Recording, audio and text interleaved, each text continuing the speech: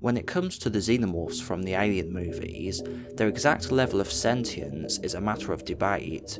However, what is clear is that they are clever and tenacious hunters and excel at observational learning and problem solving, at least by animalistic standards.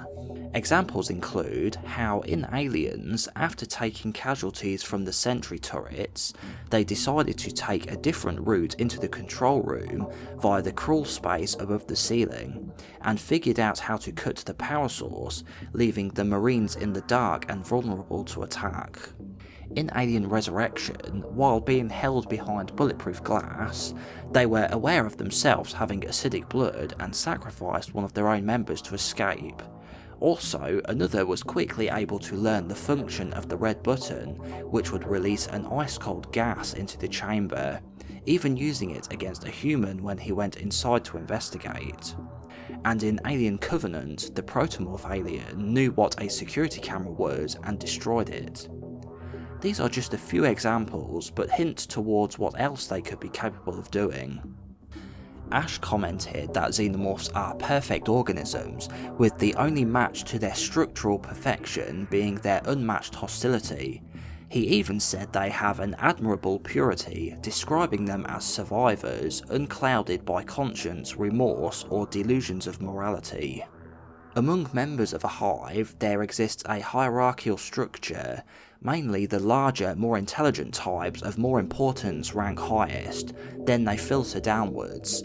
A queen mother is the highest of all aliens, and then within a hive, a queen is the ruler.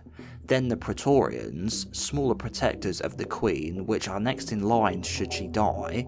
Then warriors, the soldiers of the hive, and lastly the drones, the workers of the hive.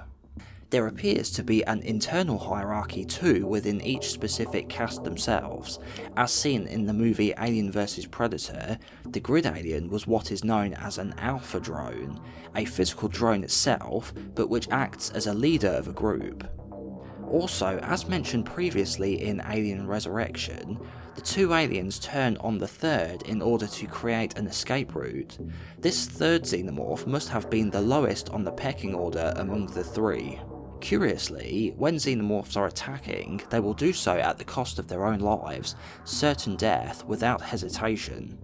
But at other times will show signs of self-preservation, and will retreat or flee, as is the case when fire is used to fight them.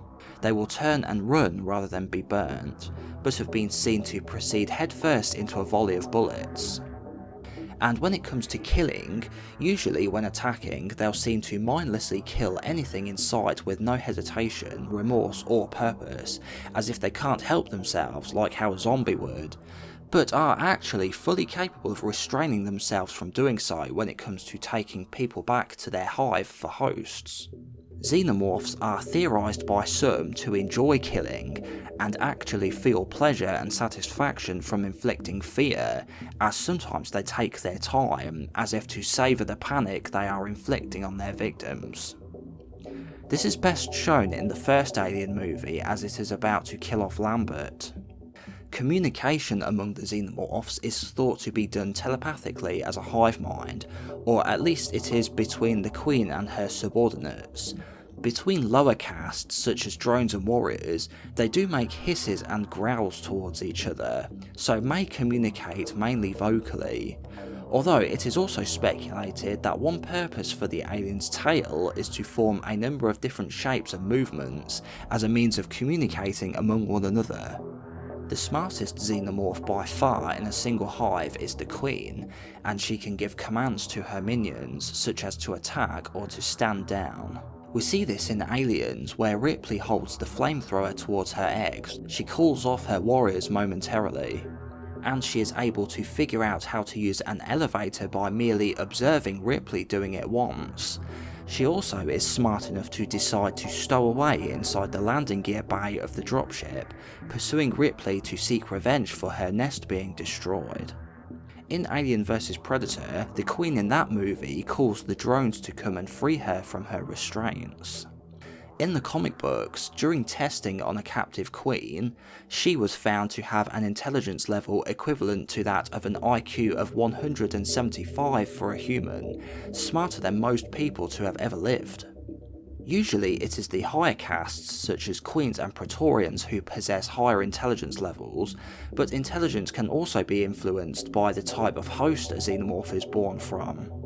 The Predalien from AVP Requiem was shown to be more intelligent and dominant over the human-born warrior aliens, though this could equally be down to the Predalien in that film being a young queen according to the filmmakers. The cloned aliens in Alien Resurrection may have also been influenced by the human DNA blending with their own as a side effect during the cloning process. The same process which gave Ripley 8 acid blood and the cloned queen a human-like womb. Let me know your thoughts and give the video a like if you enjoyed it. Thank you for watching and I'll catch you next time.